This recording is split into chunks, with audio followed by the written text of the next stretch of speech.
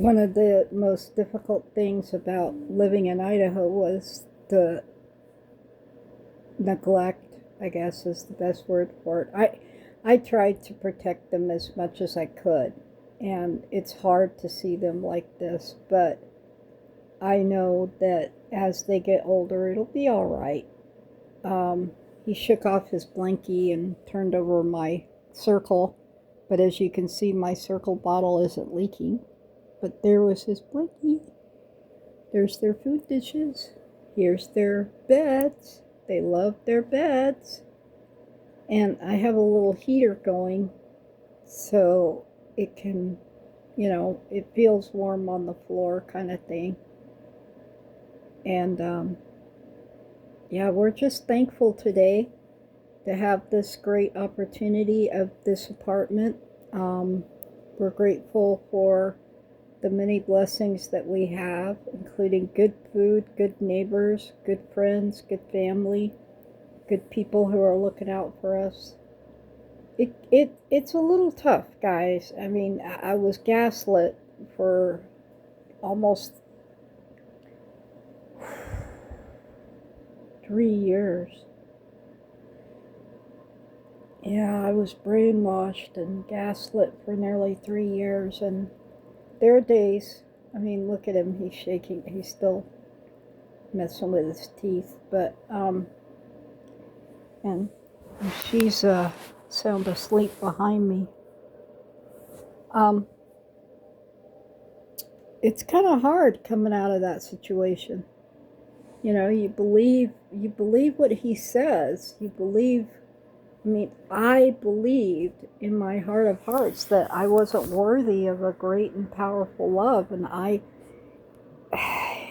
he convinced me that I was fat and ugly and stupid, and he did it not by words but by actions, like spending the night over with Jennifer for 7 days, and telling me how much he loved her and how much he hated me and how much he wished she'd get her crap together so he could be with her. And God, it was terrible. It was awful. And I don't want to ever be with somebody like that ever again.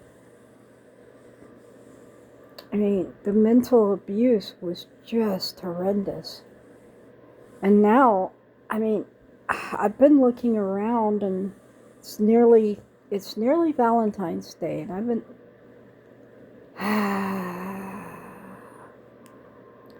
I'd like a boyfriend.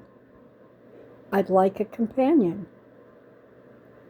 I don't want an abuser, and I'm afraid that that's what I'm going to end up with, and I'm afraid I'm going to end up dying at the hands of a man who hurts me, and I'd rather live alone and die alone than die at the hands of an asshole. And so today is February 7th. It's the day before the Super Bowl. We are home in our little house and we are safe. And I'm afraid to go out. I'm afraid to date anybody. I'm afraid to see a man. I'm afraid of men. And that's just so weird because a part of me really wants to be with somebody. I've got so much to offer, and but I'm afraid. I'm afraid to be with another man. I'm afraid a man's going to hurt me. And I guess I'm just not ready. I mean, I see my friend and they're dating and they're having a good time and they've got a good man and he takes really good care of them, but whenever I think about dating, I just throw up. I guess I'm just not ready. I would love to have God bring me my spiritual person and bring me my person and make sure it's a friend who's not going to harm me, because I'm just too afraid that a man is going to kill me. And I feel like brushed death now 4 times, and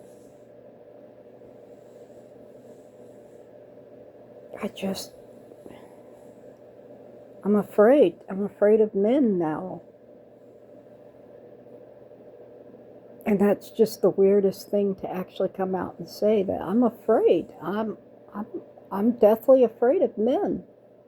I'm afraid of what they're going to do to me. And I don't want to date anybody that doesn't really know me, that I don't really know them.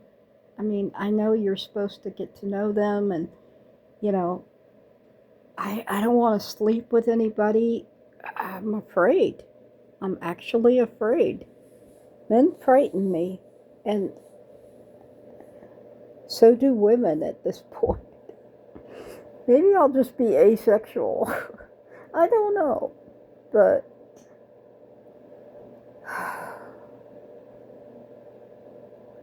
these past 4 relationships have taught me that my picker's off, and I just cannot trust myself. And I trust myself to make my house, keep my house clean, keep the dogs fed and watered, keep me fed and watered. But as far as dating goes, I don't know how I feel about that. I guess if I were to date anybody, I'd have to date a really good friend, somebody who really knows me, somebody who really understands what I've been through and what I'm going through now,